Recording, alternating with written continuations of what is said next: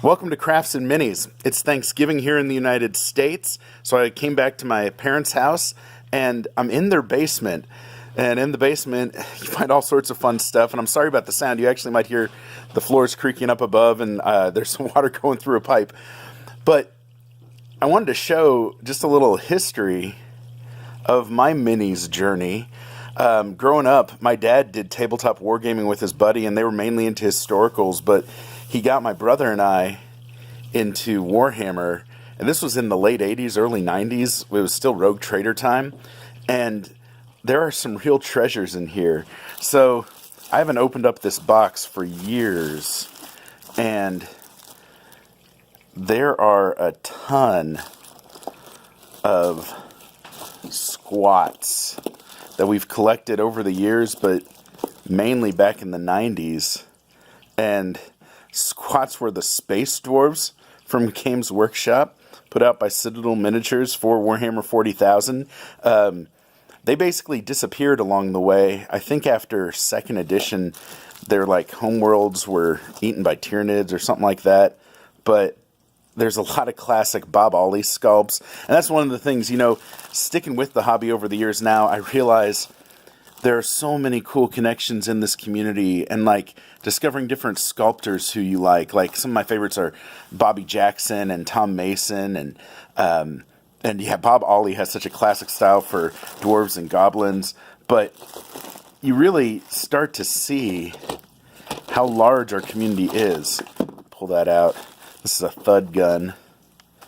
And, I don't play Warhammer 40,000. In fact, I went through a big purge of stuff earlier in the year of my Warhammer 40K models, and sold those on eBay, and it was quite a bit, but I can never get rid of these.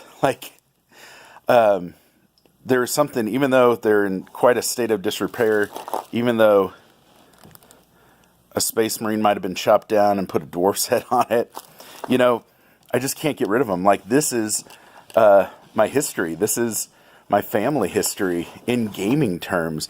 And I guess I'd encourage you to think about that. Do you have a legacy in the game? And that could either be with family, but also with friends. The stories that we have around the table don't go away. And those connections that we can make are pretty amazing. When I was up at school in Chicago, I remember meeting so many incredible people. Oh, and I just found some dwarves. I'm going to have to... Ooh, it's a good thing I'm doing this. Yeah, I'm taking all the fantasy dwarves. I actually take this model, and I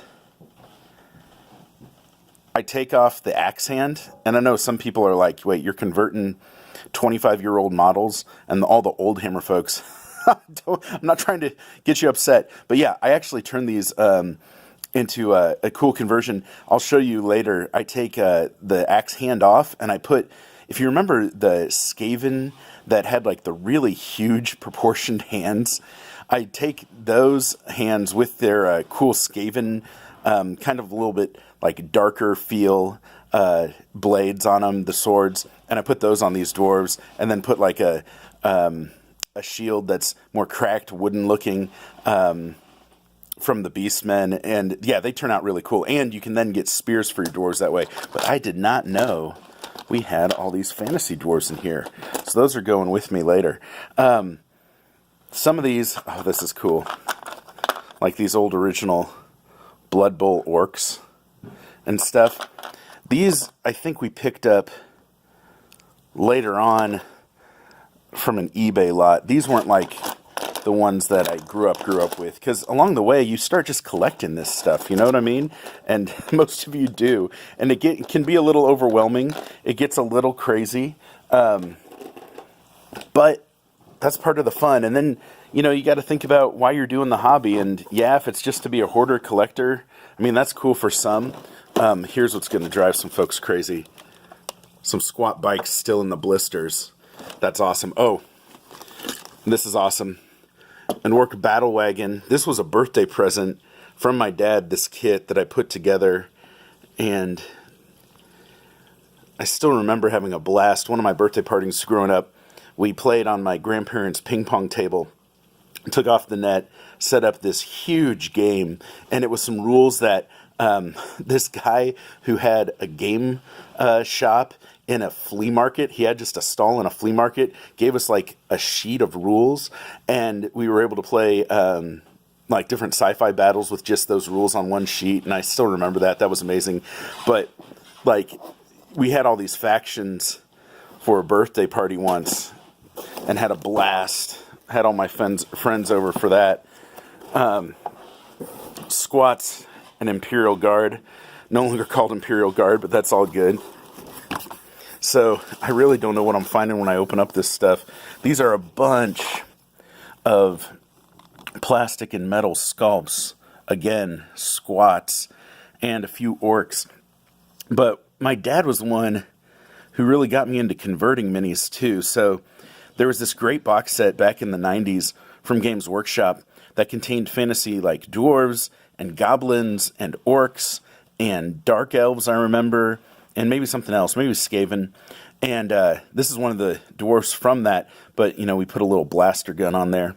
And he was the one who was fearless. In fact, this is like one of the guys, it's a multi-melta gun, that he would have painted up. Anything in here that's this yellow and green, my dad painted up. And this was the way he spent some really good time with my brother and I growing up, and it was amazing. These were really cool. Cryomech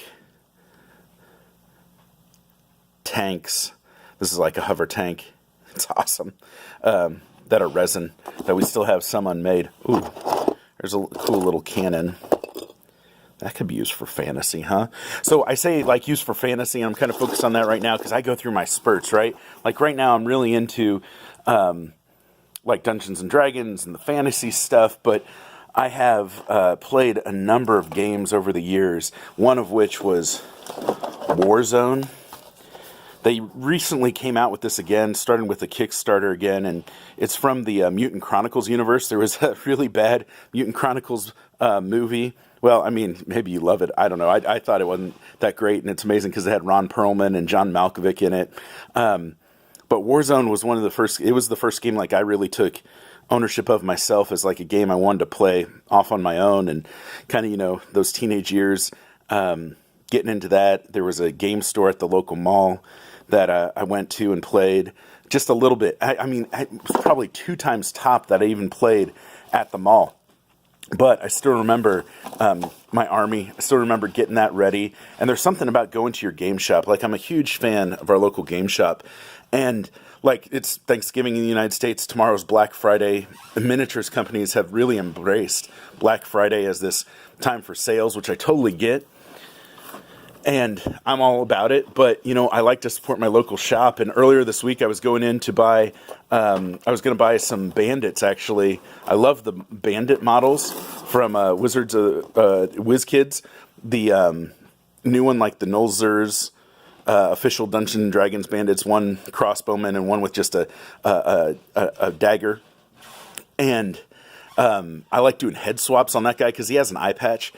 Miniature companies, if I could implore you, like, do not just throw eye patches on just as an accent, because it really makes it difficult when we want multiple of the same figure. I know there's like a Pathfinder goblin in the Bones line from Reaper Miniatures that's like that.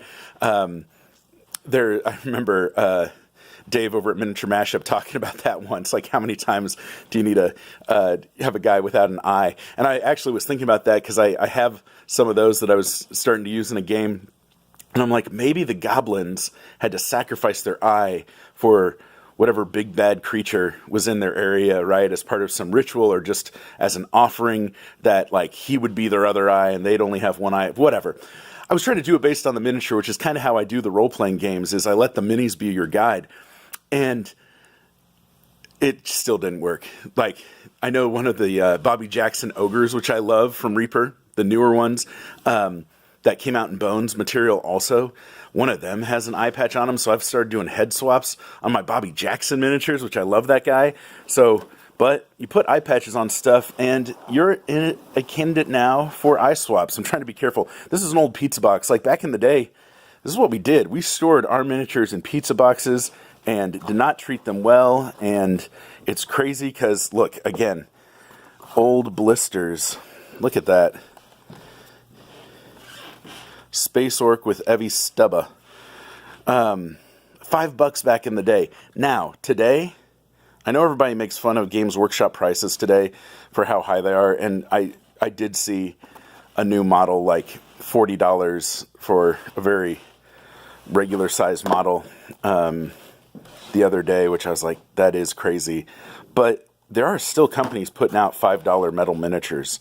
So yes, there is definitely inflation. Yes, the economics are in play in gaming, but there are companies that are still trying to do it right. Okay, now this is cool. This is that set I was mentioning that had the different types of races for the fantasy stuff. This is one of the goblins from it, but I remember my dad converted that to have an orc sword, which was really cool. And these are from the game Hero Quest. And I'm going to take all the ones from Hero Quest, actually, because those are just fun to throw on the table. I mean, I'll take its blaster off before I do that for Dungeons and Dragons. But, see, my dad, he would take this goblin, and this was an archer, right? But he snipped off the bow and replaced it with a goblin blunderbuss, because in Warhammer 40,000, the Grots, the Gretchen, used blunderbusses. So he just converted his own. And you know what? Like, I look at this, and yeah, would I say that's up to my standards today? No, but man, as a kid, to see my dad go out of his way to do that type of stuff, awesome. And then he'd make his own banners too. So that's an original of my dad, a Bad Moon Orc with a converted plasma gun from a fantasy figure. And of course, if you're a serious orc war boss, you need some horns. That was all him, man. So it's really cool to look through all this stuff. I just wanted to encourage you. That's what the goblin started out like, by the way. Sorry about the lighting down here. This light from my camera is like the only light in this whole place. Oh, I remember this. This was a base I made for some sort of metal orc. And it had this really cool metal spider that I used. And I am going to use that again. That's like a cool mutant spider familiar or something like that. So I'm going to continue to dig through some of these treasures, finding more Hero Quest stuff. There's an orc with a sword and a huge heavy weapon. But this is just to show you, this can be a lifetime hobby. And how many hobbies can we really say that about, that they can be done for a whole lifetime? But this is definitely one of them. So thanks for tuning in. I really appreciate everybody, subscribing and liking and commenting. And I just do this for fun. I'm just passionate about this hobby, and I love all the inspiration out there on the other YouTube channels. Like someday I'll just go through and do a proper thanks for everybody out there. But all the crafting DMs, like the Craft Father, DM Scotty, and Black Magic Craft, and Hankering over at Runehammer Games, and Dave at Miniature Mashup. And there's a great guy over in Ireland, 5 Header, who, if you haven't seen his videos, the number 5 and then Header, they are amazing. He converts some incredible stuff. I just posted a comment on his page that he's the reason I just went out and found on eBay this line of toys that you can't get in the United States, or not in retail, called Invisimals. And they just had some incredible looking stuff that I can totally convert, because I love converting toys for use on the tabletop. So yeah, there's more people than I can name. The Crafting Muse, she's amazing. There's so many good content producers out there, and I just want to say thank you. So this channel is actually, in a way, my little way of saying thank you to the whole community, so that I can produce just a little bit of content. I was always a lurker. So if you just, this is awesome. Oh, poor Barrel. Poor Barrel. That's sad, but at least it's got some sweet fantasy goblins manning it. I was always a lurker on forums about miniatures. I hardly ever posted when it comes to YouTube and all that. I didn't even like stuff because I don't know. I didn't even think about it. But you know what? To catch up for the years and years and years of me not contributing that much online or to the community, I wanted to start a channel. And if you're just a lurker, no worries, man, because I was there for years. And if that's where you stay, that's awesome, because I know you're appreciating the hobby in your own way. In fact, my lurking turned into supporting people on Patreon that are amazing. So I love giving that support. Jim Murphy, the King Methuselah, he's got such an incredible perspective, being involved with the hobby for decades now, and you know, it's a pleasure to support him, and so many good folks that, you know, that's one way we can give back. And I don't have a Patreon at this point, and I'm not necessarily planning on getting one, but I just think whatever you can do, and like, I love having access to some of the forums, like for Black Magic Craft and DM Scotty for their Patreon supporters. I know that seems a little exclusive, but they put so much time and effort into this hobby that those are the type of perks to have a little more access to them. That's amazing. And again, I'm more a lurker on those forums. I don't actually post that much. Love all these Gretchen with the blunderbusses. And look, he has a little Bad Moon tattoo on his head. But one of the guys I was going to mention, one of the folks out there who I support, hankering over at Runehammer, formerly Drunkens and Dragons, that guy's ridiculous. And if you want to go deep into the hobby and think about it at different levels, I know there are so many great folks who comment on Dungeons and Dragons, and he's not the only one who's amazing. But he is incredible. And if you sign up for his Patreon and start supporting him, you get access to these podcasts he does. And my goodness, I listen to those in the car. I listen to those when I'm preparing breakfast. And he is ridiculous. He's on the whole nother level when it comes to this hobby and thinking deeply. And yeah, it's just amazing. So there's a ton of folks out there. There's I forget his name, Professor Dungeon Master. I forget the name of his channel. He's putting out some really good content right now that I get hyped about, both on the hobby side of like putting our toys together and painting them up and converting and all that, and giving some tips on cheap minis, which you know I love. That's what a lot of my videos are about. But also, he's given some incredible thoughts on actual play of the game. Oh, I was going to try to open up another box that I know used to have Tyranids in it, and I don't remember how many Gene Stealers and old Gene Stealer hybrids it has in it. But I know I've rambled. I just wanted to share a little bit of where I'm coming from. Just encourage you to leave a legacy in this hobby somehow.